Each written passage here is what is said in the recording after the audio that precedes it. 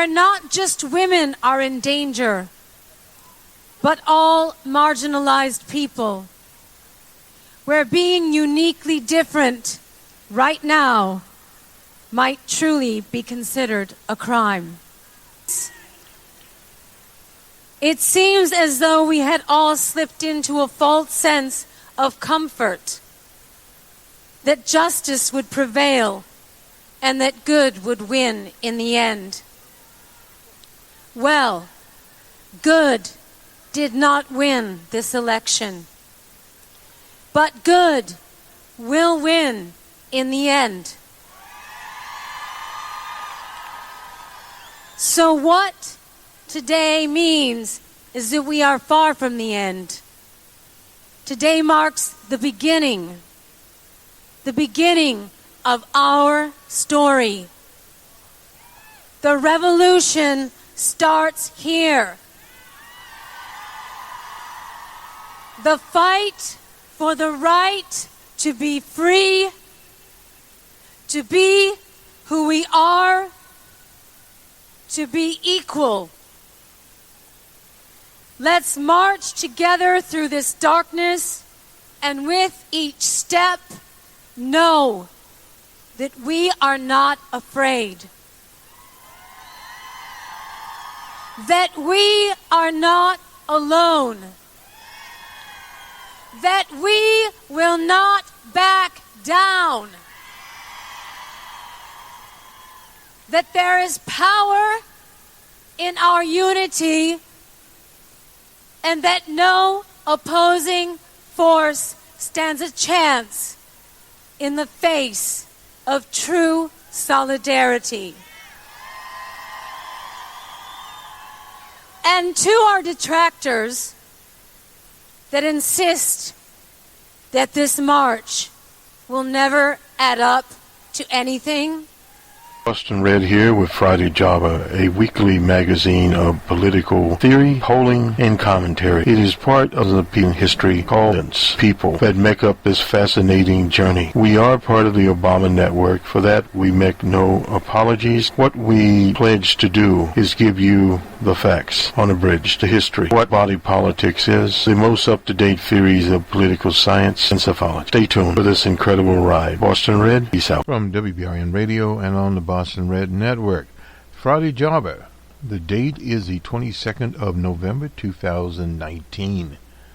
I was just thinking, in 1963, this was the day that John F. Kennedy, he had been, before becoming president, a senator from the Commonwealth of Massachusetts, was killed in Dallas, Texas. And of course that event was brought to the world by none other than the late Walter Cronkite, a first-class news person at the time. I think I was in a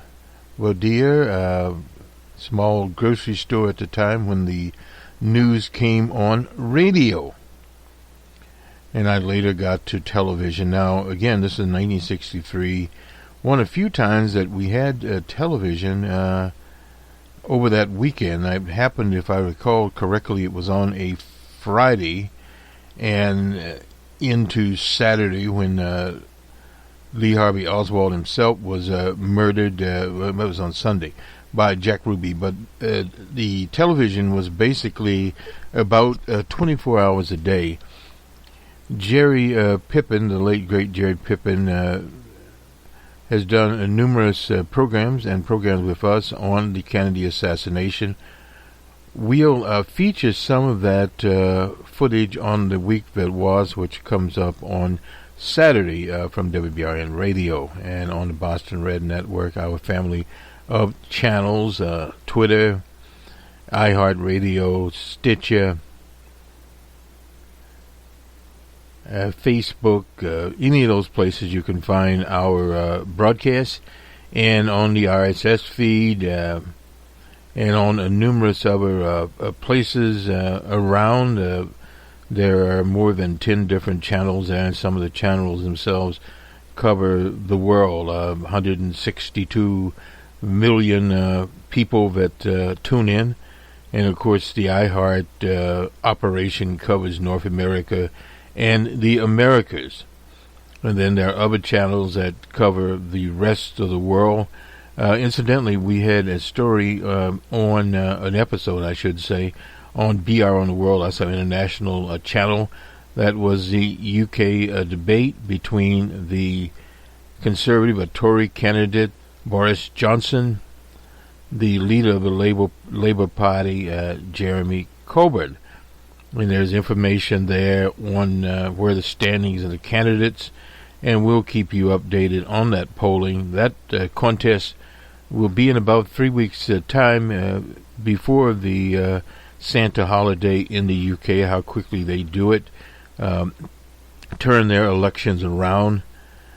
And also in the U.S., the hearings on Ukraine concluded this week as these were the so-called live hearings, concluded that, and before the Intelligence Committee, now there will be a report written and go to the Judiciary Committee, where they will, based on that report, consider articles of impeachment. And then at that time, it will go to the entire House of Representatives on a majority vote. And if it is sustained, it will go to the Senate, where the trial will actually occur. The problem in the Senate is it will take two-thirds of the Senate, that's 67, I believe, senators. Thus, not only all the Democrats and the independents in the Senate would have to vote in favor of impeachment, but 20 of the Republicans. So in other words, that's a very, very high threshold.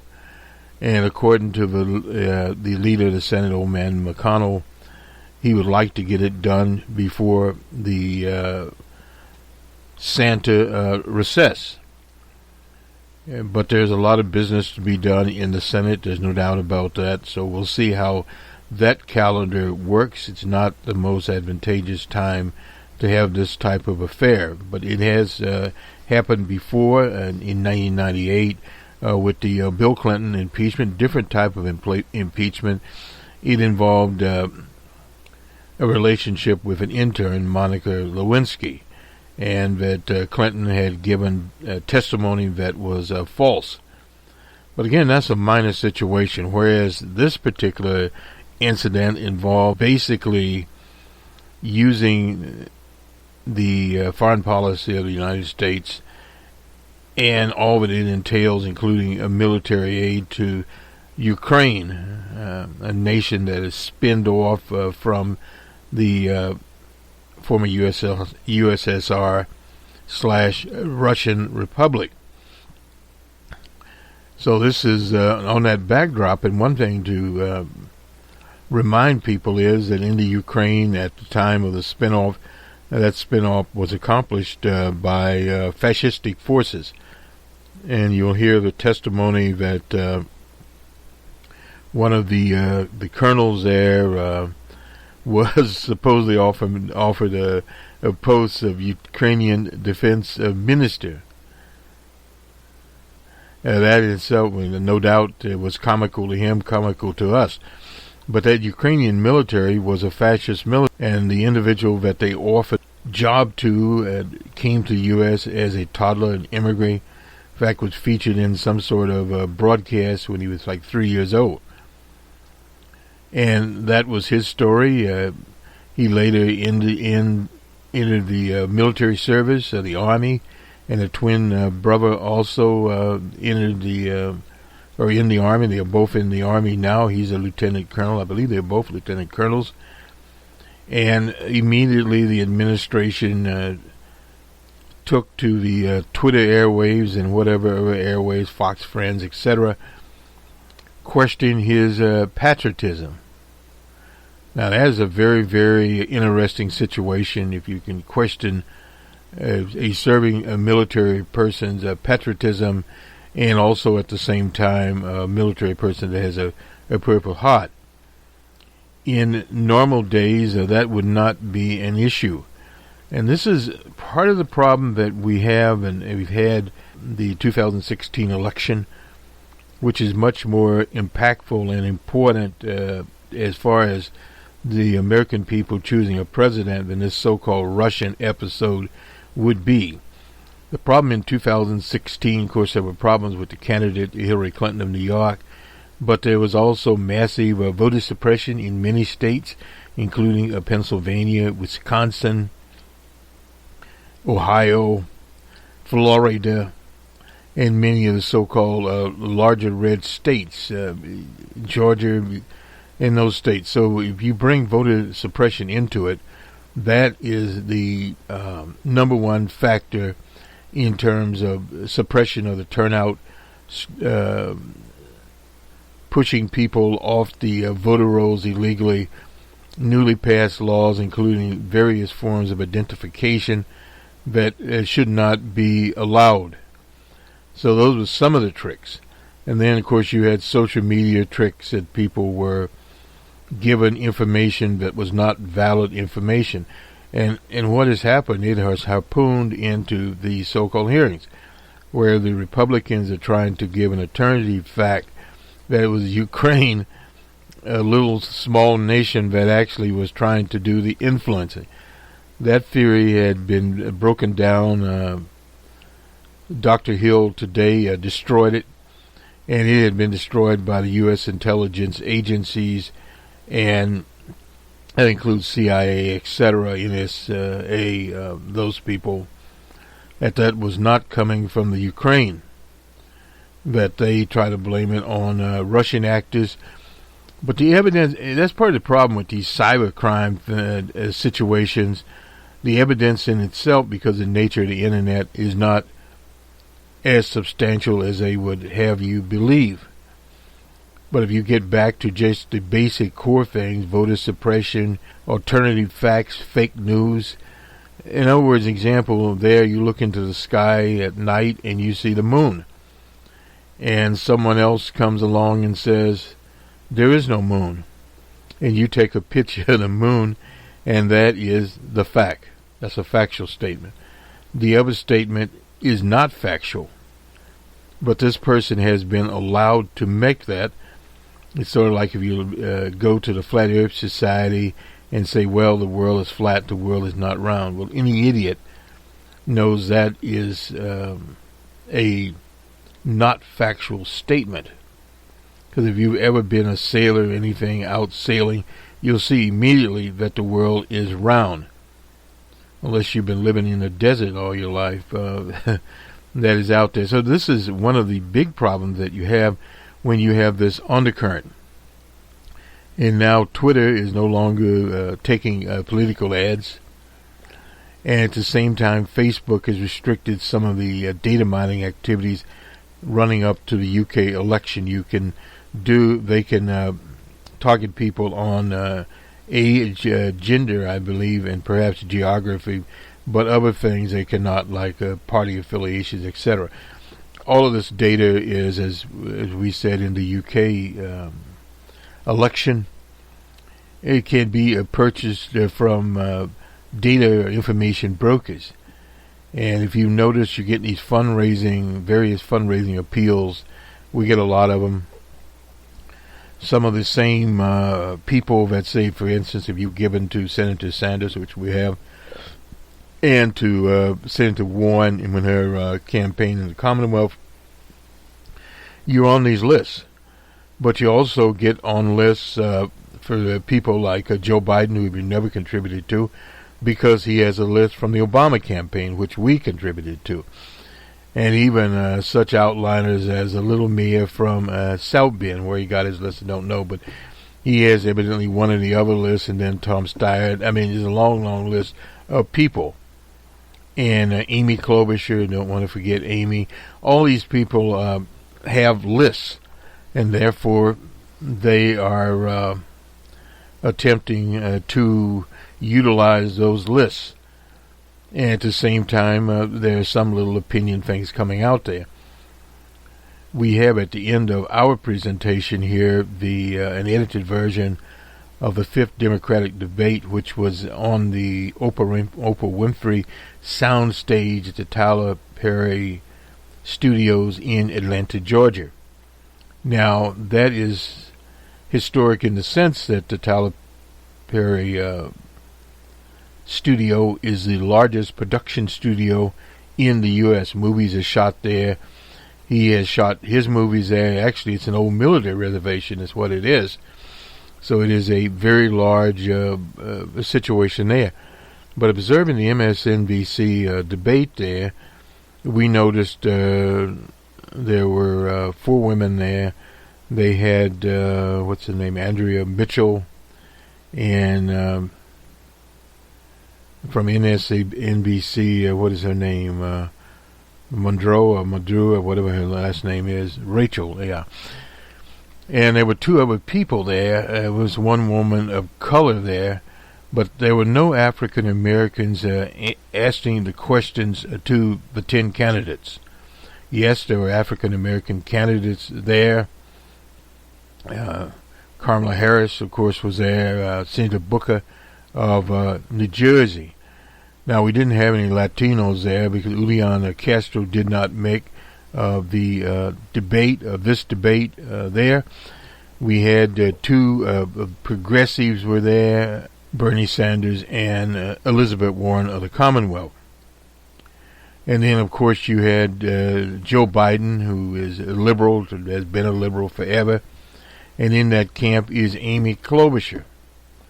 And trying to enter part of the camp, I'd say more center-right, is a little Mayor Pete from South Bend.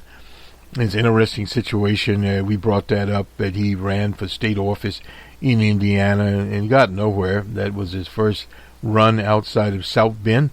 But in South Bend, a city of maybe 100,000, counting the cats and the dogs, but he got a little over 8,000 votes. So that is his electoral experience.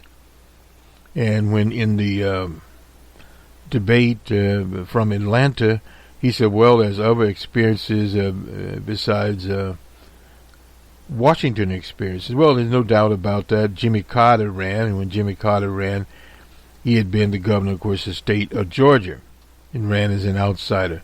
And, of course, Bill Clinton ran, and Bill Clinton had been the governor of Arkansas. But they were governors of Arkansas, of states that they had legislative / administrative experience. Now, that's not necessary. Donald Trump ran as a business type. Fruits of his tree, you can see that he was not equipped to go into the presidency of the U.S., period. Because he had not been involved in that part of politics. Now, he had been involved in politics. He was involved in many efforts. He was involved in movements, the Bircher movement. He was also involved in Jesse Jackson's campaign, heavily involved in that campaign, providing space, involved with activities of PUSH, the corporate project there, housed in one of his buildings in the office at one of his buildings in Manhattan. And he was a donor to Jesse's campaign, no doubt about that. So that type of involvement was there. But that is different from this Mayor Pete character that just popped up one day and popped out of Harvard with the Zuckerberg, the head of Facebook. They were there roughly at the same time. Evidently, Buttigieg was a head of Zuckerberg, but Zuckerberg departed for Silicon Valley after 2 years at Harvard, and whereas the little mayor went on to be a Rhodes Scholar, which is a political thing, and so was Bill Clinton, and so was Senator Booker pointed out, he was a Rhodes Scholar. So a lot of Rhodes Scholars running around here. But with Booker, Booker, of course, had been the mayor of Newark, New Jersey, and now he's a United States Senator. Different type of political resume there, and that was pointed out by Amy Klobuchar. Amy Klobuchar said if he were a little mayor, a female or a woman candidate, he would have been a super laughingstock, because of the very, very light resume he has there. We have not seen any evidence that he has any political type of resume to offer there. Now, I'm not certain at this point if he was involved in the Obama campaign or not. We would be talking more than 10 years ago. Was he 30? Possible. but some of the opportunistic things that he had taken on, such as going from Harvard, going to be at Deloitte, basically a business type operator, and at the same time ending up the mayor of a small place at South Bend, and taking off to get a position in the Navy as an analyst. And he was talking about that, but again, it was pointed out that he had called, actually literally, for U.S. troops to work with Mexican troops, effectively an invasion of Mexico, to chase down the drug cartel. So that means he really doesn't know very much about, quote-unquote, Smithsonian foreign policy. Tulsi Gabbard brought that out to the audience. So he was nailed there, and he was jumping back and forth. And Kamala Harris brought out on one of his sites, the only thing he could find is so-called stock picture. That's a picture that you could buy and put on your website of an African-American woman, supposedly, but it exists or not, but a model. And, of course, he apologized for that. But what you're seeing is, with that particular candidate, you have focus groups, and you have a lot of advertising involved there, and a plain speaking a message. But when you actually get to policies, the policies are rather vague, because this individual doesn't have any legislative experience. And at this point in time, and unlike Trump was able to hitch his wagon to the conservative Republican Party, a reactionary Republican Party, and speak to the most reactionary members of their base. What this Mayor Pete is trying to do is grab as many conservative Democrats as he can in Iowa, independents, and some Republicans, with his position or lack thereof. And of course his number one thing is, as some of these other people out there, is to attack Medicare for All, Bernie Sanders and Elizabeth Warren.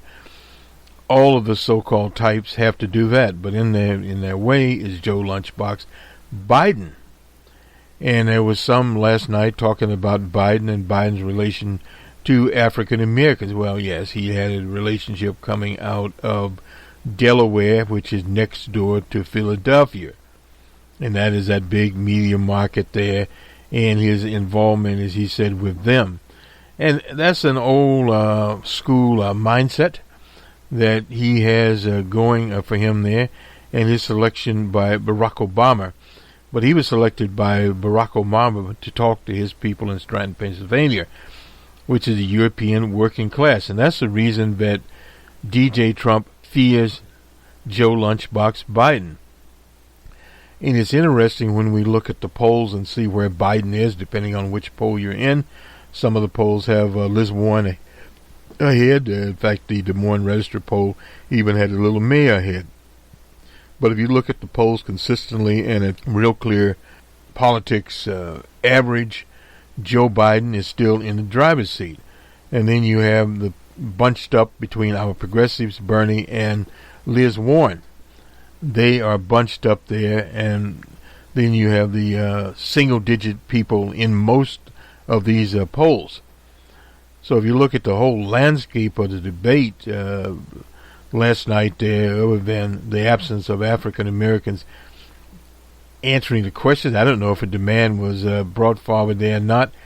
I did notice from the Washington Post they had one of their callers who happened to be an African American. But one of the things African Americans have to demand, and Kamala Harris talked about this, and Senator Booker talked about it, this whole idea of African Americans doing the hard work, follows of O.J. Simpson for the Democratic Party. And after the election, these candidates disappear. The hard work they gave as example of African women in Alabama helping to push Jones over the top in Alabama. And of course in Georgia, had not been for voter suppression and a lot of Houdini there, with Kemp being the Kemp, let me get these mixed up sometimes, I believe it was him, Secretary of State. Tracy Abrams would have been the governor of Georgia and would have welcomed these people to Georgia. And of course you had basically the same thing that happened to a lesser extent in Florida. But also the politics, the landscape is changing, and it's changing literally right before our eyes. We saw that happening in Kentucky, where Andy Beshear defeated the governor there in the state of Kentucky. And then, of course, you had the performance of various Democratic legislators in the Commonwealth of Virginia, where Lee used to set up, this is old Robert E. Lee set up his shop. So those things are writings there that things will be different in 2020. There's no doubt about that. And then you go into Louisiana, where the current administration under John Bell Edwards is now still in the driver's seat. Now, there are some progressive things coming out of there, the expansion of Medicare, preschool are there, and the university system in the state of Louisiana, and the attention to the $7.25 to raise the minimum it's very important in a state like Louisiana, the health care minimum. So there was one of the questions was put to Liz Warren, should John Bell Edwards, based on his opposition to abortion, be eased out of the Democratic Party? Elizabeth Warren answered it that she was pro-abortion and that she was in favor of a woman's rights, which all of the candidates agree upon, and had generally been in agreement since Roe versus Wade. But as far as kicking anyone out of the Democratic Party, no. Because, again, that is specific to the state of Louisiana, as the Republicans have found out, and where the people of Louisiana are at this particular time. But it does set up a precedent in that at least the machinery in the state of Louisiana, as far as the governor's office, setting for 2020, the Democrats have one of their own in charge of it. And that does mean a lot in the state of Louisiana. You can build upon it. And that is what you have to do in those very red type of states. And we're going to go to the University of Virginia here in just a second. That basically you are changing a lot of things. Texas, for instance, some of the Republicans that you heard on the House Intelligence Committee, Ratcliffe is one, he is retiring. And you have some others, they will not be back. So that will leave opening for other people to step in. And we'll go to the University of Virginia here. As we always do, we remember Heather Heyer, who was killed in Charlottesville, Virginia. This is the crystal ball, 2020 House seat, assessing the open seats so far. Openings won't match the volume of 2018, but Democrats may once again benefit more than Republicans. By Kyle Klondike. He's the managing editor of the Crystal Ball. Incidentally, the Crystal Ball will be away next week, and they, of course, wishing everyone a happy Thanksgiving. They'll be back in December, which is par and course there. The key takeaways here: 28 open House seats. Republicans are defending 20 of those, while Democrats are defending only 8. 8 of the Crystal Ball rates as competitive. Republicans are defending all but one of those.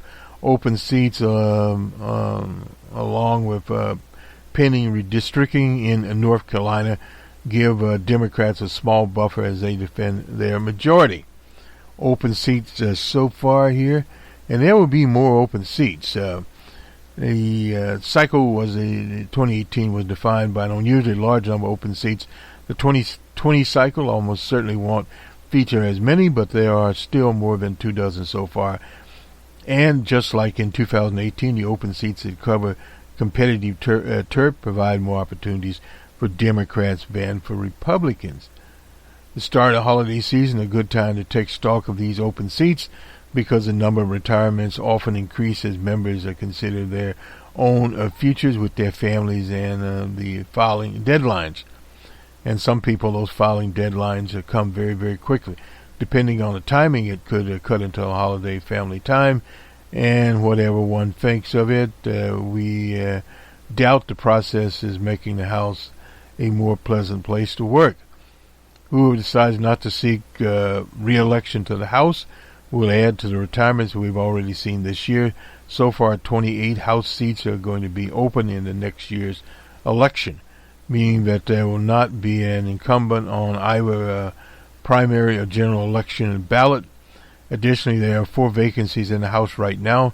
We are not counting those as truly open because presumably new incumbents in those seats will be seeking full terms. The post-war average, according to data compiled by Vital Statistics on Congress, is for 397 House members to seek re-election in each cycle. That means that on the average, there are 38 open seats per cycle. There are so far 28, but there's still plenty of time for this cycle tally to match and perhaps even exceed post-war average. The open seats have a decisive Republican lean, and of course 28 open seats, more than two-thirds, 20 are currently held by Republicans, while 8 are held by Democrats. Most of the open seats will be easy holds for the incumbent party. 20 to 28 are rated as safe Republican or safe Democrat. However, 8 of these open seats are competitive at least to some degree in the crystal ball's ratings. This gives Democrats more opportunities to pick up seats. While incumbency's advantage historically observed for the House members may be eroding, open seats still tend to be harder for the incumbent's party defend than an incumbent himself or herself was running. In 2018, 12 of the Democrats, 43 pickups, came in seats where incumbents didn't run again. So while the bulk of Democrat pickups came by beating incumbents, they beat 30 last year, and also flipped an additional seat, S1, where the GOP incumbent Mark Stanford, who had envisioned running for president, and he'd gotten out of that, but lost his primary. Democrats won 12 of the 39 Republican-held open seats. In other words, Democrats converted about 30% of their possible open seat opportunities, a business term opportunities. Meanwhile, Democrats won about 15% of Republican-held seats where incumbents ran against. So Democrats' batting average was significantly higher amongst open seats than the ones defended by Republican incumbents. Meanwhile, Republicans did not defeat a single Democratic incumbent. That in itself is a milestone. This alone is a long way of saying that open seats are still often more vulnerable for the incumbent party than ones held by incumbents.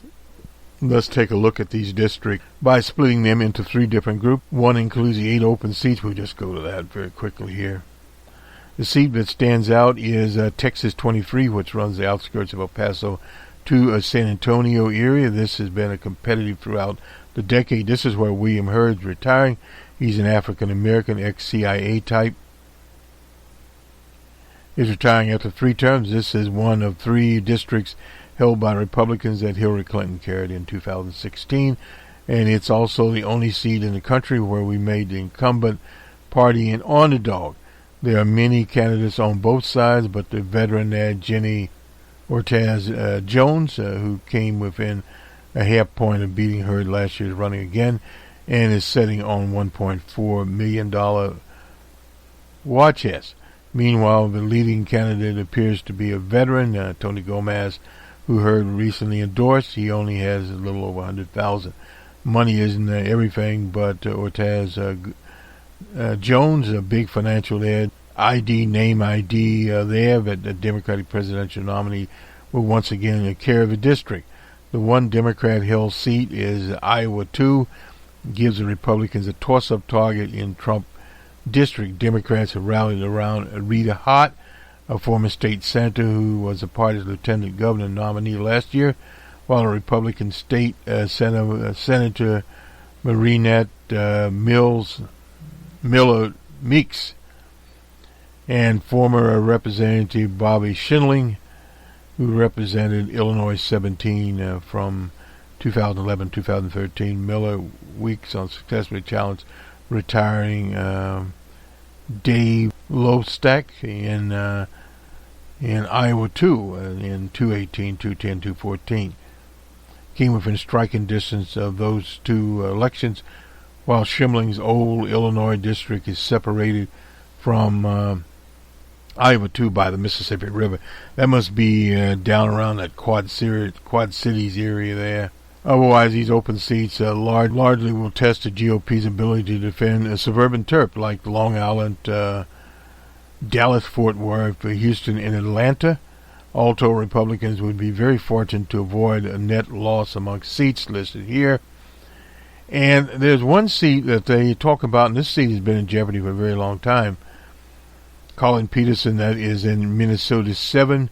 That's a seat in an area that DJ Trump won by 31 points. Often flirting with retirement, if he retires, his district would move from a toss-up to an easy Republican pickup. And he could retire. Open seats rated as safe, some showing here.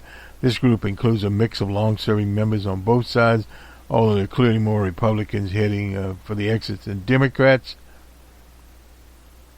And more recently elected members who are seeking greener pastures there. Bradley Bain in Alabama. Joe Kennedy, he's moving on, targeting a senator there. And Russell Marshall, that's what Kansas won. Ben Lujan, New Mexico 3 is seeking Senate seats.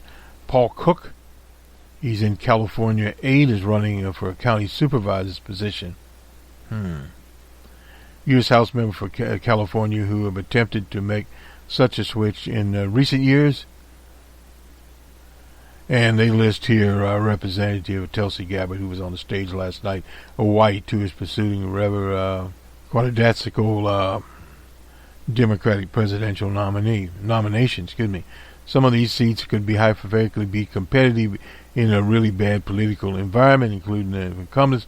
For instance, retiring Representative Bekloski, a Democrat in Indiana 1, post-industrial Northwest Indiana district, fell from voting for Barack Obama by 24 points in 2012 to Hillary Clinton by 13, although it should remain Democratic. If Indiana Republicans want to aggressively gerrymander the state after 2020 to add to there's 7-2 advantage there.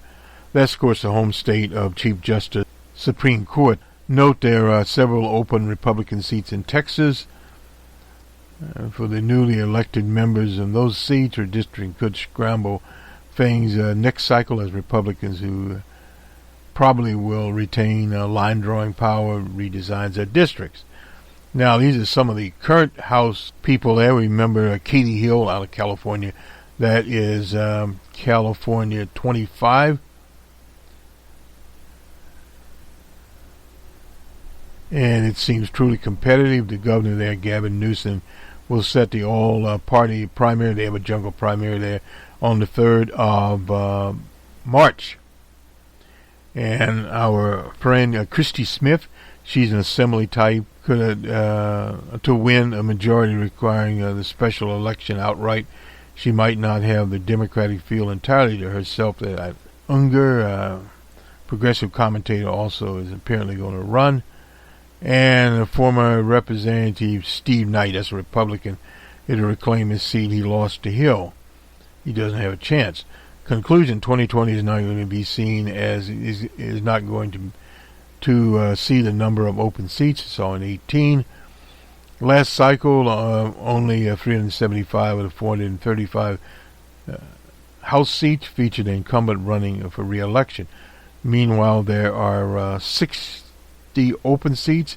That was the second highest number of open seats in post-World War II era, eclipsed only by 1992.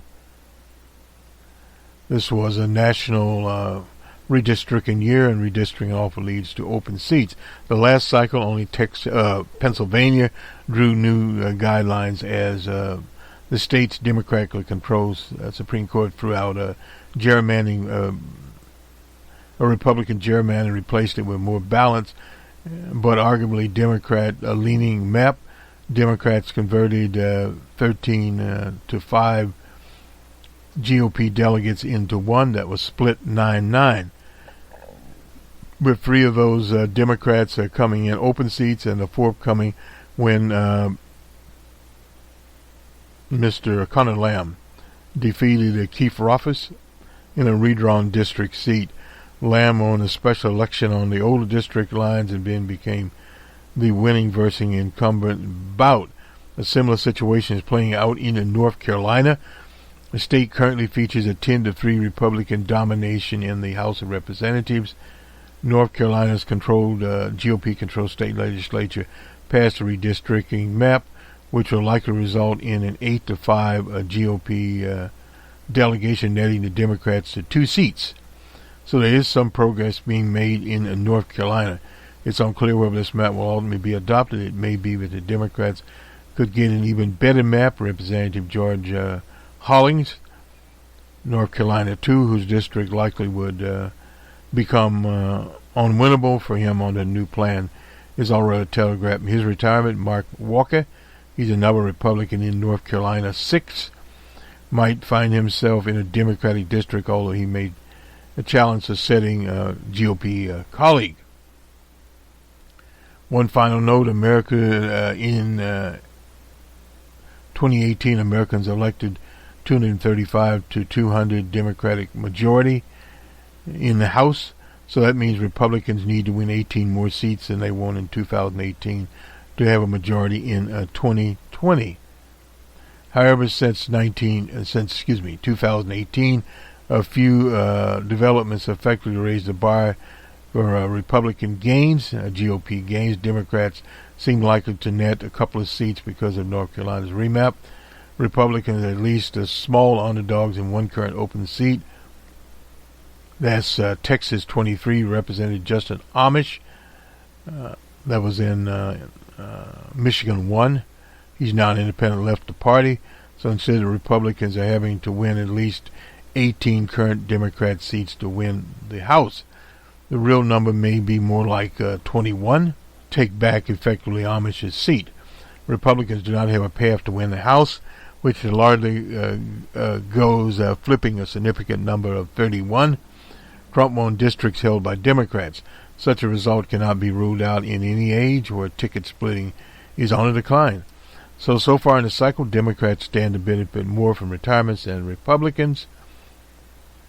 That's why Democrats continue to be favored to hold the House of Representatives. Now, governors, party control now near parity. And this is interesting in itself, and this is a key point here.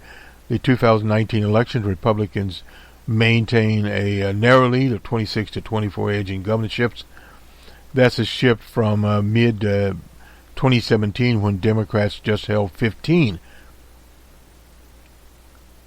Gubernatorial races are likely to the federal partisanship House and Senate races.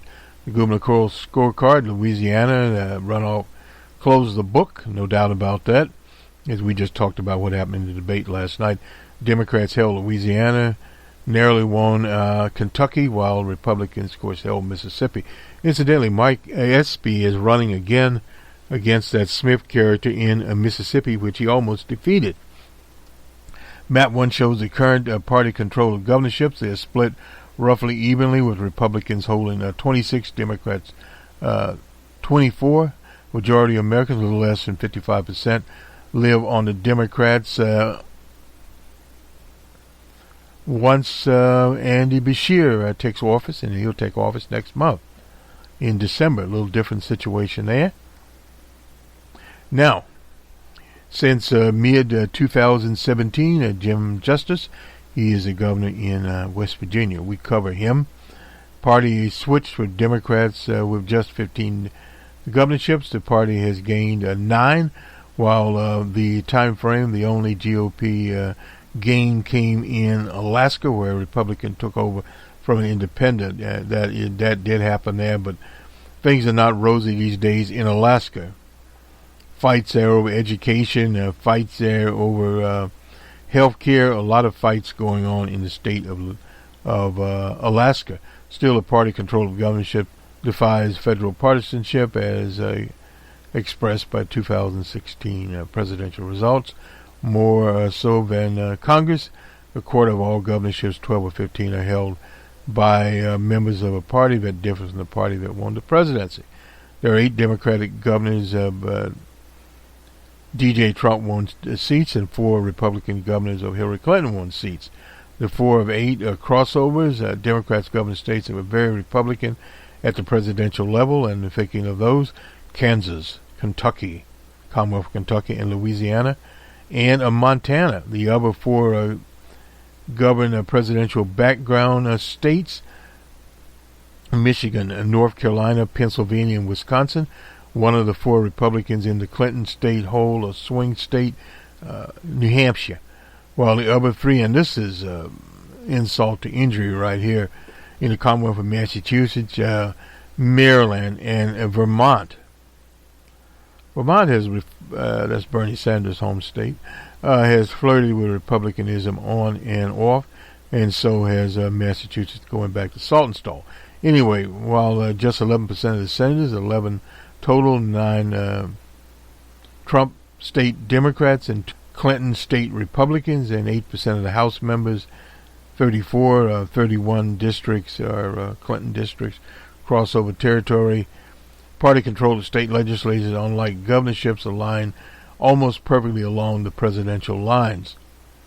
Democrats captured both chambers of the Clinton, Virginia state legislature earlier this month. There are only 2 legislative chambers out of 99, the Alaska State House and the Minnesota State Senate, that are not controlled by the same party that won their president, won them for a president in 2016. Both Alaska has a Republican majority, but an independent speaker who is a former Democrat, thanks to a GOP split. Minnesota Senate might have flipped to the Democrats if it had been contested in 2018. In Nebraska, a single legislative chamber is technically nonpartisan, but Republicans effectively hold the majority there, no doubt about it. This partisanship below the top of the ballot was reinforced in Kentucky and Louisiana.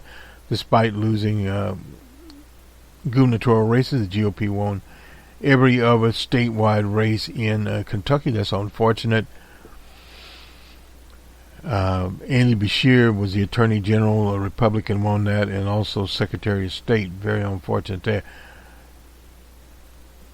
Republicans expanded their state legislative majorities, winning a supermajority in the Senate and narrowly missing out on one in the House. That failed to win a House supermajority, and the impact on redistricting next year, as John Bell Edwards could try to push for a second Democratic U.S. House district in the state. Republicans hold that 5-1, and unfortunately that's out of New Orleans, and there are no African Americans from Louisiana in the House of Representatives. The last one was Dollar Bill Jefferson, who is now out of jail. The U.S. House delegations, but the state could accommodate a second Democratic district. Republicans couldn't override an Edwards district map veto that has they want a supermajority, although it's hard to know how redistricting fight will evolve following the census. That's going to be very important. In there are only relative handful of gubernatorial races next year. The big prize is North Carolina, where Roy Cooper is running, and he's favored to win a second term. The GOP's biggest target is an open seat in Montana. They've tried that one a number of times out of Montana. Now, key points from another article. This is on John Bell Edwards. Edwards and Jones won statewide races despite each carrying only a single congressional district apiece. For political junkie. The main event of last weekend's Bayou State festivals was the closely fought gubernatorial race, John Bell Edwards against Eddie Rispone. He was a businessman that spent millions of dollars of his own money, coming on the heels of a rebuff in the state of Kentucky. Still, while these gubernatorial contests are certainly setbacks for the president short term, the crystal ball keeps both Kentucky and Louisiana safe in the red column in 2020. The contours of Edwards' triumph lines up starkly well with Doug Jones' upset in 2017 over Roy Moore. His beloved Louisiana State University Tigers, University of Alabama Crimson Tides in Tuscaloosa, Alabama a couple of weeks ago. Also, both Jones and Edwards were able to energize followers of O.J. Simpson. And that was how the secret for winning there, and we covered that election. Simpson carried the 2nd Congressional District, running from New Orleans to Baton Rouge with an overwhelming 85%. Jones picked up 80% in Alabama's 7th District, both including Birmingham and Montgomery. And these are majority-minority districts, sole districts in the state to support Hillary Clinton. So if you go in this, Louisiana 6 is centered on suburban Baton Rouge, while much of Alabama 6 comes from Alabama 6 comes from Birmingham. These are European wealthy suburbs and demographics that Democrats have made the deepest inroads in the Trump areas. Louisiana 6 was Edwards' best Republican-held district. He came within 3 points of carrying it. That is one of the things there, while Jones took 45% in Alabama 6 was a major upgrade from Clinton's 26%. So things are changing there. Conversely, looking at each state's 4th congressional district, voter turnout suggested that both Moore and Rispone inspired a cool reaction in Republican-based areas in Alabama 4th, which covers a large rural swath of the state's north, supported Moore by a hefty 38%, but cast a few votes of any district facing a presidential electorate. It's unlikely Jones will benefit from this turnout, a fact in which they have that race with Jones lean Republican. Days prior to the Louisiana runoff, the president held rallies in Shreveport. That's where that's Louisiana 4th. Not only did Louisiana 4th cast fewer votes in the state, but the precincts where Trump held his rally flipped to Edwards. So that was in Shreveport. He didn't work out, the hometown of Mr. Charlie Cook. Given the nature of his opposition and the hardening of the 2016 electorate fault lines, Edwards was not only in a position to replicate the 56% he received in 2015. That was David Vitter, a weak nominee who was found in a house of ill repute. Anyway, at the precinct level, the state nearly uniformly swung red between elections, but the movement lined up well for what observers of national politics came to expect. So in other words, a different situation there in the southwest corner of the state.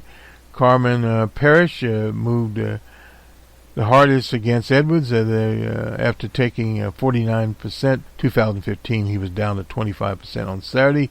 Such acute shifts to the right were common throughout Arcadia-heavy blue-collar region, where cultural issues and national Democrats preserve hostility to the oil industry, likely shift there. Edwards gained from 215 came primarily in the metro of New Orleans, and Jefferson Parish was especially solvent. One of the most striking features of the governor's coalition was East Jefferson Parish, which includes a large suburban area of Metretta. Amongst the first areas in the state to vote constantly GOP, it produced such people as Steve Scalise and Vitter. Edwards' opponent on Saturday, Edwards essentially tied Rispone, in East Jefferson, losing just by 73 votes. Easy to gloss over New Orleans Parish. That's where it follows O.J. Simpson are. So is it so safe Democrat, but its vote it was informative outside of very few swamp parishes in the eastern part of the parish. Edwards carried every precinct there, gaining from the 2015. New Orleans' wealthy uptown area, the precincts that surround Tulane and Loyola, U.S. in New Orleans, saw 118% increase in turnout. Edwards' percentage share consummately rose from 65 to 95%. So that is it. And I guess a plug for them, the Blue Wave. That was a new book in 2018 midterm elections. The Blue Wave, the 2018 midterms, and what they meant for 2020. That is Dr. Larry Sabato, and editor there. So we plugged their book for them, which is a good thing. Let's just run over here and look at the poll very quickly here. I think we had, these are just some older polls here. We'll, on the week but one, have some more current type of polling up here, and we'll see where we're going.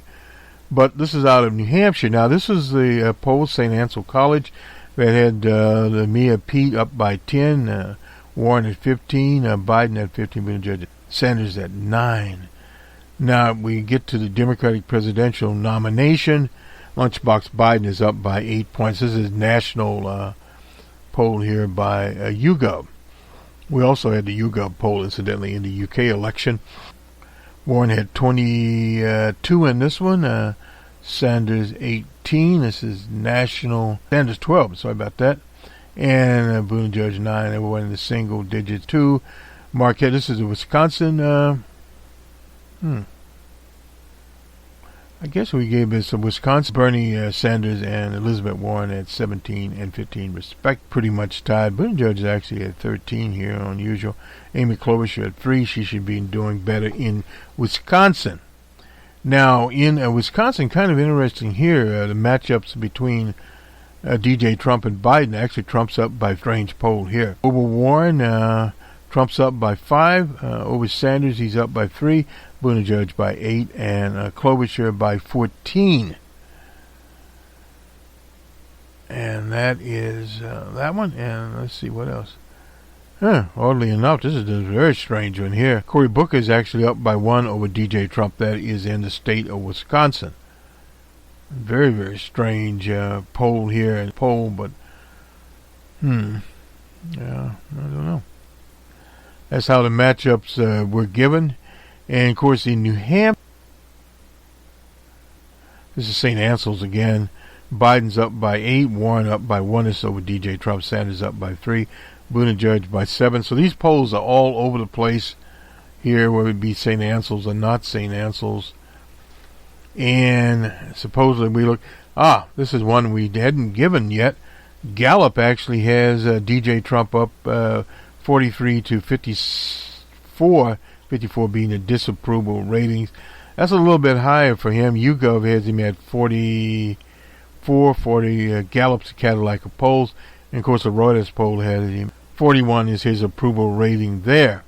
Right way, wrong ways. This was on a Wednesday, Right track at 35, wrong track at 57. That's from YouGov. And from Reuters, right track at 31, wrong track at 60. Those consistently have been down. That's one of the strange things. You start looking at some of these, you see where there are problems in California. It's California primary there. Biden has a 1 point. He's 24. Warren, Bernie is 17. Harris is 8. And Klobuchar is 1. And Arizona, OH Predictive Insights. Biden is up by 11 in Arizona. And it's basically statistically tied. Bernie Sanders at 16. Warren at 18. Klobuchar is up 2.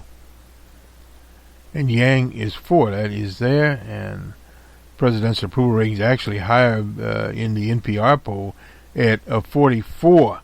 So we'll continue to look at these figures. So basically, this is Friday Jobber on the 22nd of November, 2019. We have an edited version of the debate, the fifth debate in Atlanta, Georgia. And you can kind of look around it a little bit. It was roughly a 2-hour debate, and as Boris Johnson would say, I wonder how many people tuned into that one. They had only about a 50-minute in the UK, and that was why Johnson was yelling Brexit as large as he could, and we'll see where that one goes. Tentatively, we'll see you on the week that was. Not sure about that.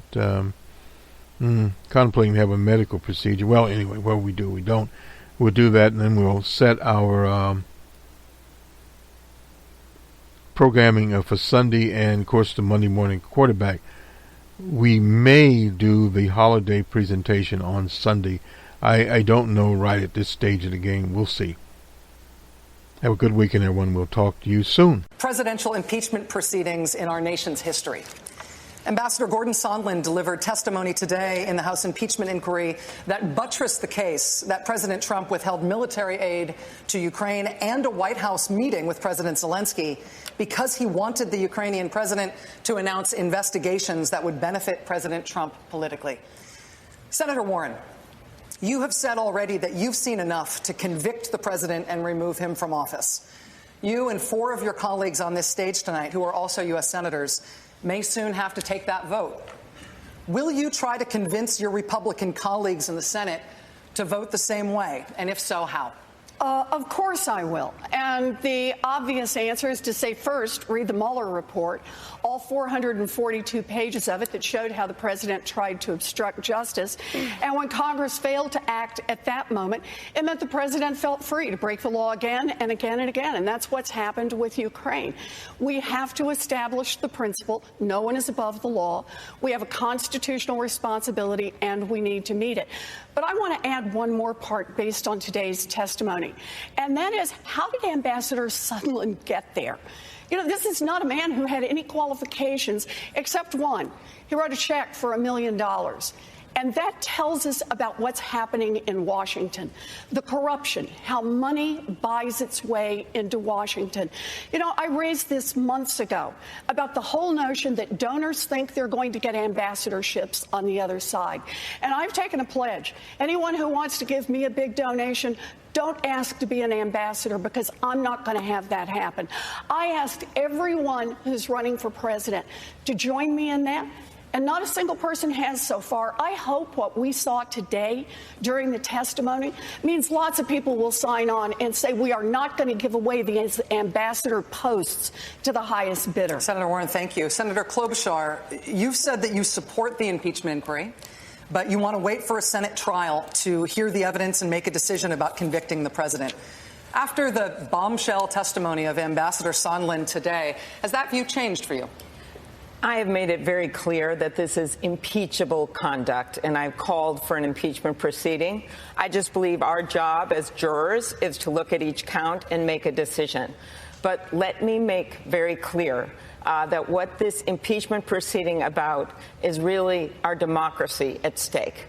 This is a president that not only with regard to his conduct with Ukraine, but every step of the way puts his own private interests, his own partisan interests, his own political interests in front of our country's interest. And this is wrong. This is a pattern with this man, and it goes to everything from how he has betrayed our farmers and our workers to what he has done with foreign affairs, leaving the Kurds for slaughter, sucking up to Vladimir Putin every minute of the day. That is what this guy does. And I think it is very, very important that we have a president that's going to put our country first. I was thinking about this when I was at the Carter Presidential Museum, and on the wall are etched the words of Walter Mondale when he looked back at their 4 years, not perfect. And he said this: "We told the truth, we obeyed the law, we kept the peace." We told the truth, we obeyed the law, we kept the peace. That is the minimum that we should expect in a president of the United States. Senator, thank you. Senator Sanders, I'd like to go to you. Americans are watching these impeachment hearings. At the same time, they're also focused on their more immediate daily economic and family concerns. How central should the president's conduct uncovered by this impeachment inquiry be to any Democratic nominee's campaign for president? How central would it be to yours? Well, Rachel, sadly, we have a president who is not only a pathological liar, he is likely the most corrupt president in the modern history of America. But we cannot simply be consumed by Donald Trump. Because if we are, you know what? We're going to lose the election. Right now, you got 87 million people who have no health insurance or are underinsured. We're facing the great existential crisis of our time in terms of climate change. You got 500,000 people sleeping out on the street, and you got 18 million people paying half of their limited incomes for housing. What the American people understand is that the Congress can walk and chew bubble gum at the same time. In other words, we can deal with Trump's corruption, but we also have to stand up for the working families of this country. We also have to stand up to the fact that our political system is corrupt, dominated by a handful of billionaires, and that our economy is rigged with 3 people owning more wealth than the bottom half of America. We can do it all when we rally the American people in the cause of justice. Mayor Buttigieg, let me put the same question to you. How central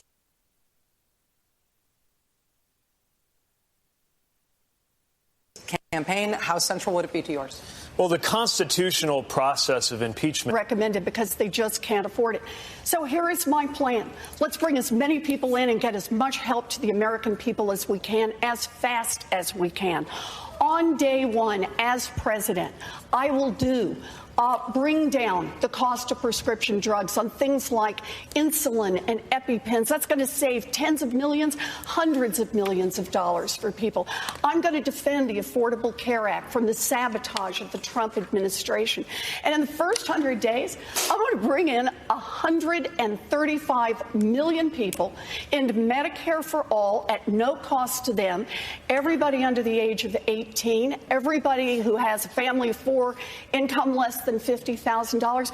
I'm going to lower the age of Medicare to 50 and expand Medicare coverage to include vision and dental and long-term care. And then in the third year, when people have had a chance to feel it and taste it and live with it, we're going to vote and we're going to want Medicare for all. Senator, thank you, Senator. Senator Sanders, let me bring you into this conversation. Thank you. I wrote the damn bill. The question. Well,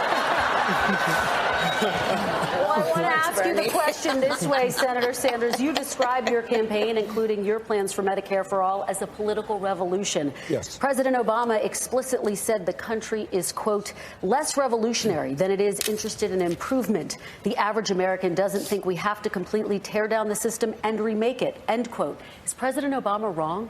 No, he's right. We don't have to tear down the system, but we do have to do what the American people want. And the American people understand today that the current healthcare system is not only cruel, it is dysfunctional. Now, you tell me how we have a system in which we spend twice as much as do the people of any other country, and yet we got 87 million uninsured, underinsured. In some cases, we pay 10 times more for prescription drugs as do the people of Canada or other countries. 500,000 people go bankrupt because of medically related issues. They come down with cancer, and that's a reason to go bankrupt. Now, some of the people up here think that we should not take on the insurance industry. We should not take on the pharmaceutical industry. But you know what? If you think back to FDR, and if you think back to JFK and Harry Truman and Barack Obama, as a matter of fact, people have been talking about health care for all. Well, you know what? I think now is the time. And in the first week of my administration, we will introduce Medicare for all. Medicare for all. That means no deductibles, no co-payments, no out-of-pocket expenses. Senator, that's where we got to go. Thank you, Senator Sanders. Vice President Biden. You know, we can do this without charging people, raising $30-40 trillion. The fact is that right now, the vast majority of Democrats do not support Medicare for all. It couldn't pass the United States Senate right now with Democrats. It couldn't pass the House. Nancy Pelosi is one of those people who then thinks it makes sense. We should build on Obamacare, provide the plan I put forward before anybody in here, adding a Medicare option in that plan, and not make people choose. Allow people to choose, I should say. But if you go the route of my two friends on my right and my left, you have to give up your private insurance. 160 million people like their private insurance. And if they don't like it, they can buy into a Medicare-like proposal in my plan. Drug prices go down, premiums go down across the board. But here's the deal. They get to choose. I trust the American people to make a judgment what they believe is in their interest and not demand of them what the insurance companies. They want no competition. And my friends say you have to only go Medicare for all. Vice President Biden, thank you. Ashley. Of the rot that has sickened the Democratic Party. What is the rot you see in the Democratic Party? That our Democratic Party, unfortunately, is not the party that is of, by, and for the people. It is a party that has been and continues to be influenced by the foreign policy establishment in Washington, represented by Hillary Clinton and others' foreign policy, by the military-industrial complex and other greedy corporate interests. I'm running for president to be the Democratic nominee that rebuilds our Democratic Party, takes it out of their hands, and truly puts it in the hands of the people of this country, a party that actually hears the voices of Americans who are struggling all across this country, and puts it in the hands of veterans and fellow Americans who are calling for an end to this ongoing Bush, Clinton, Trump foreign policy doctrine of regime change wars, overthrowing dictators in other countries, needlessly sending my brothers and sisters in uniform into harm's way to fight in wars that actually undermine our national security and have cost us thousands of American lives. These are wars that have cost us as American taxpayers trillions of dollars since 9/11 alone, dollars that have come out of our pockets, out of our hospitals, out of our schools, out of our infrastructure needs. As president, I will end this foreign policy, end these regime change wars, work to end this new Cold War and arms race, and instead invest our hard-earned taxpayer dollars actually into serving the needs of the American people right here at home. Senator Harris, any response? Who during the Obama administration spent 4 years full-time on Fox News criticizing President Obama. That's who ridiculous, has spent full-time, That's who ridiculous. has spent full-time criticizing people on this stage as affiliated with the Democratic Party. When Donald Trump was elected, not even sworn in, buddied up to Steve Bannon to get a meeting with Donald Trump in the Trump Tower, fails to call a war criminal by what he is as a war criminal, and then spends full time during the course of this campaign, again, criticizing the Democratic Party. What we need on the stage in November is someone who has the ability to win. And by that, we need someone on that stage who has the ability to go toe-to-toe with Donald Trump, and someone who has the ability to rebuild the Obama coalition and bring the party and the nation together. I believe I am that candidate.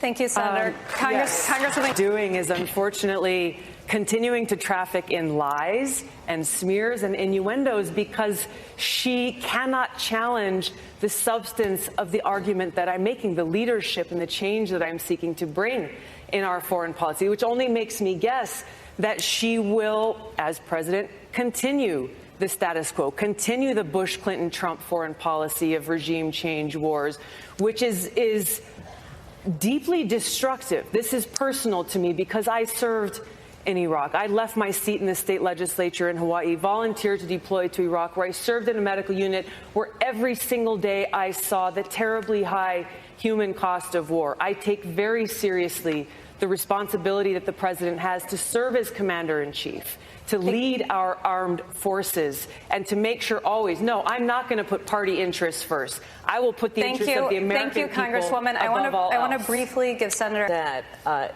what our nation needs right now is a nominee who can speak to all people. I spent my entire career standing mostly in a courtroom speaking 5 words, Kamala Harris for the people. And it was about all the people, regardless of their race, regardless of their gender, regardless of where they live geographically, regardless of the party with which they're registered to vote or the language their grandmother speaks. We need someone on this debate stage in November who has the ability to unify the country and to win the election. And I believe, again, I am that candidate. Thank you, Senator. Thank you. Mr. Steyer. And if this president did break the law, he should be prosecuted like any other individual who breaks the law. But at the end of the day, what we need to do is to bring our people together, not just in opposition to Trump. The initial question, I think, that somebody raised here was that we are a divided nation. You know what? I kind of reject that. I think when you talk about the pain of working families in this country, majority of the American people want to raise the minimum wage to a living wage. When you talk about the climate crisis, the overwhelming majority of the American people know that it is real. They know we have to take on the fossil fuel industry. They know we have to transform our energy system away from fossil fuel to energy efficiency and sustainable energy. Even on issues like guns, the American people are coming together to end the horrific level of gun violence. So I believe, we got to deal with Trump, but we also have to have an agenda that brings our people together so that the wealth and income doesn't just go to the people on top, but to all of us. Vice President Biden, let me ask you to pick up on the issue that Senator Sanders just raised about no one being above the law. When President Ford pardoned President Nixon, he said it was to heal the country.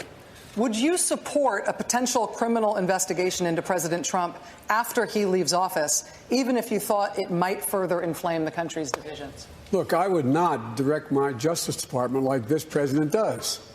I'd let them make their independent judgment. I would not dictate who should be prosecuted or who should be exonerated. That's not the role of the President of the United States. It's the Attorney General of the United States, not the President's attorney, private attorney.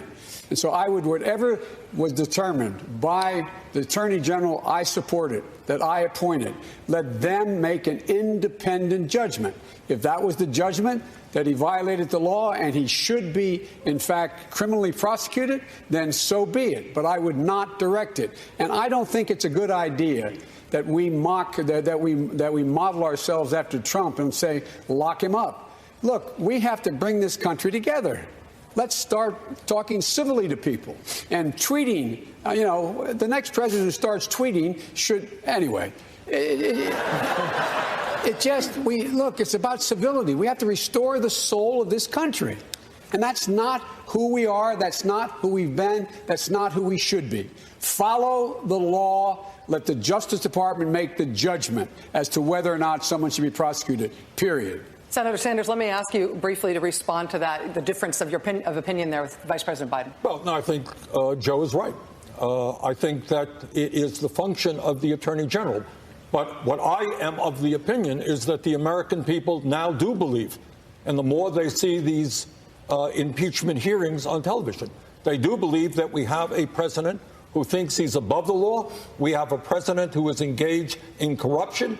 We have a president who has obstructed justice. And in my view, somebody who has violated the Emoluments Clause. I think Joe is right. That is the function of an independent Department of Justice. But my inclination is that the American people do believe that this president is in violation of the law. Can I respond very quickly? Briefly, Senator. Distinction. Should he be impeached and should he be thrown out of office? That's one question. He's very close to impeach. He's indicted himself. Number two, after he's thrown out of office or after he's defeated, should he be then prosecuted? Should he be prosecuted for a criminal offense while he was president? That's a judgment to be made by an attorney general. Mr. Vice President, thank you. Ashley. Values and democratic values around the globe. Thank you, Senator. Andrea. Mr. Vice President, the CIA has concluded that the leader of Saudi Arabia directed the murder of U.S.-based journalist Jamal Khashoggi. The State Department also says the Saudi government is responsible for executing nonviolent offenders and for torture. President Trump has not punished senior Saudi leaders. Would you? Yes, and I said it at the time. Khashoggi was, in fact, murdered and dismembered, and I believe in the order of the Crown Prince. And I would make it very clear We were not going to. Anna, is there room for him in the Democratic Party with those politics? I have made clear what I think the Democratic Party stands for. I'm not here to try to drive anyone out of this party. I'm not here to try to build fences. But I am here to say this is what I will fight for as President of the United States. The women of America can count Senator on Warren, me. thank you. Senator Sanders, I'll give you 30 seconds. Amy mentioned that women feel strongly on it. Well, let me just tell you that if there's ever a time in American history where the men of this country must stand with the women, this is the moment. And I get very tired of hearing the hypocrisy from conservatives who say, get the government off our backs. We want small government. Well, if you want to get the government out of the backs of the American people, then understand that it is women who control their own bodies, not politicians. This Senator is Sanders related to a stock photograph that his campaign published. But listen, I think that it really speaks to a larger issue, and I'll speak to the larger issue. I believe that the mayor has made apologies for that. The larger issue is that for too long, I think, candidates have taken for granted constituencies that have been the backbone of the Democratic Party and have overlooked those constituencies and they show up when it's, close to election time and show up in a black church and want to get the vote, but just haven't been there before. I mean, there are plenty of people who applauded black women for the success of the 2018 election, applauded black women for the election of a senator from Alabama. But at some point, folks get tired of just saying, thank me for showing up and say, well, show up for me. Because when black women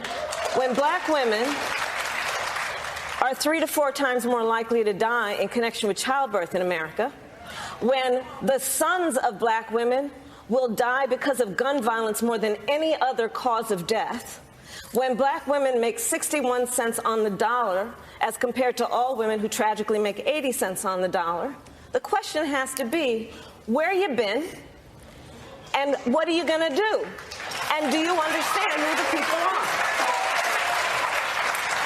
And I'm running for president because I believe that we have to have leadership in this country who has worked with and have the experience of working with all folks. And we've got to recreate the Obama coalition to win. And that means about women, that's people of color, that's our LGBTQ community, that's working people, that's our labor unions. But that is how we are going to win this election, and I intend to win. Senator Harris, thank you. Mayor Buttigieg, your response to that?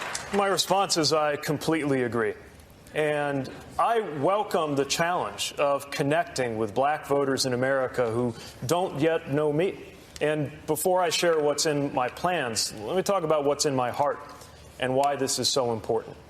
As mayor of a city that is racially diverse and largely low income, for 8 years I have lived and breathed the successes and struggles of a community where far too many people live with the consequences of racial inequity that has built up over centuries but been compounded by policies and decisions from within living memory.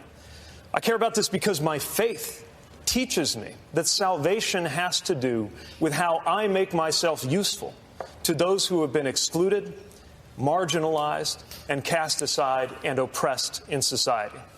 And I care about this because while I do not have the experience of ever having been discriminated against because of the color of my skin, I do have the experience of sometimes feeling like a stranger in my own country, turning on the news and seeing my own rights come up for debate, and seeing my rights expanded by a coalition of people like me and people not at all like me, working side by side, shoulder to shoulder, making it possible for me to be standing here wearing this wedding ring in a way that couldn't have happened 2 elections ago, lets me know just how deep my obligation is to help those whose rights are on the line every day, even if they are nothing like me in their experience.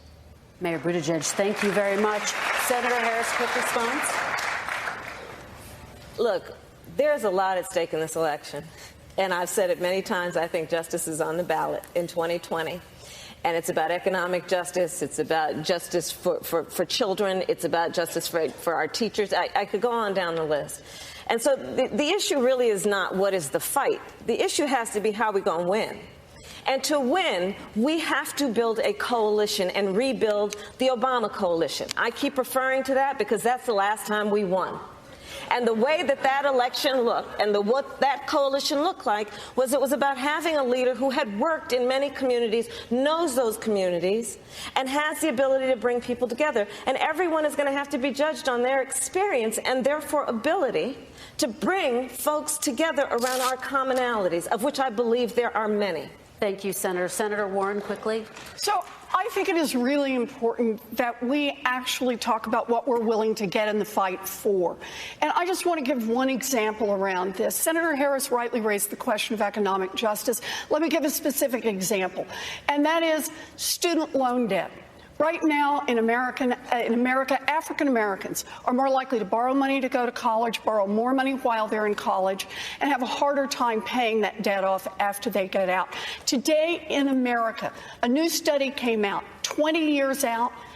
Whites who borrowed money, 94% of them have paid off their student loan debt. 5% of African Americans have paid it off.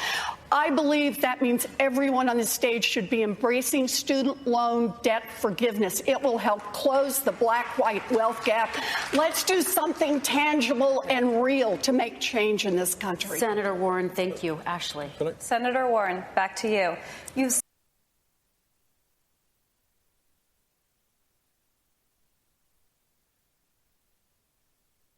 adding a Medicare option in that plan and not make subsidizing the development of war. I take very Washington. Who should be prosecuted? up to 3 months. I want to hear from both of you on this, starting with you, Senator Klobuchar. Why 3 months? That is for Sarah. Room, one bathhouse. Spent that money on about making of Great Britain produced, telling us that in the years to come, Korea, everything I do. Korea, every. Would you? Yes, and I said it at the time. And it means reasserting our American values. And so when the president did not stand up the way he should have to that killing and that dismemberment of a told Congress, quote, the majority of the domestic terrorism cases that your administration to address this problem. Yes, and do you understand people like me and people with of America do.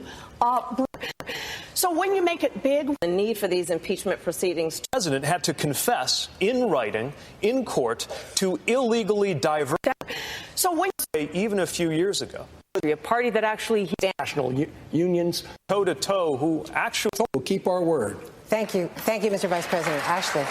Senator Booker, one of the defining characteristics of the Trump presidency is that the American people hear from him directly all the time. will keep know that it is, but my inclination is up to 3 months. I want to hear from both of you on this, starting with you, Senator Klobuchar. Why? America, we passed the equal pay. And then we're going to have to direct. Started my career. Trump administration's payments to farmers to offset those losses already writes this. Leading the world in resolving the climate crisis will be a agriculture that is being based on influence. And if they view that as a threat, it's an easy thing to respond to. Well, first of all, now using for the New START treaty. And when it comes to, would you? Yeah. It is now civilian. If it had been a mentor or teacher, I would have gone with period and keep punching at it and against because of the color of my skin. Evaluation does not say. Thank you, numbers. Senator Booker. Vice President Biden, you can respond. Disappearing for a little while. That is not an argument I to do. And this post-Democrat. Look, I have the support of all of these people. I mean, it really represents one of those key debates.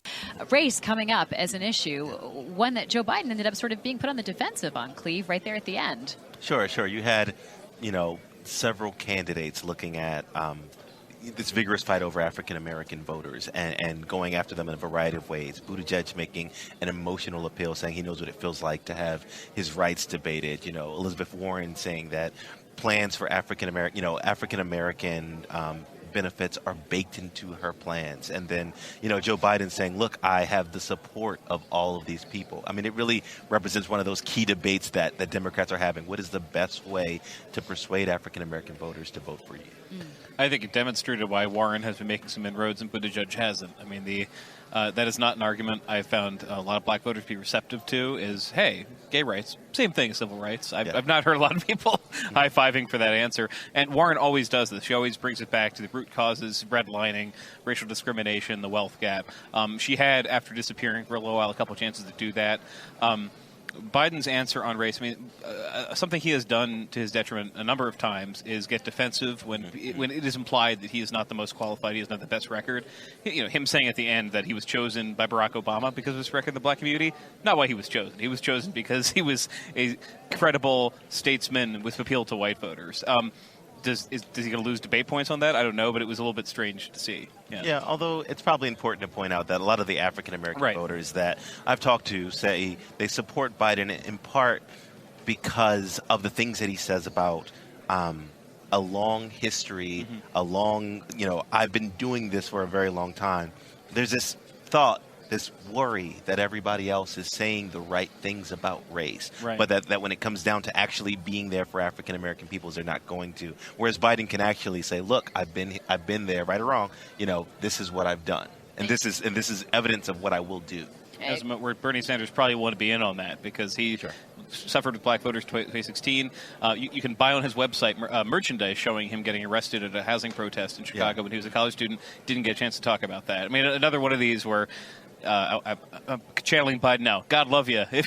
Moderating debate is hard, but it's one of those where I was waiting for the one candidate to get it. And they didn't quite get what would have been maybe a powerful answer. Yeah. Cory Booker saying, I have lived this life, not only as an African American.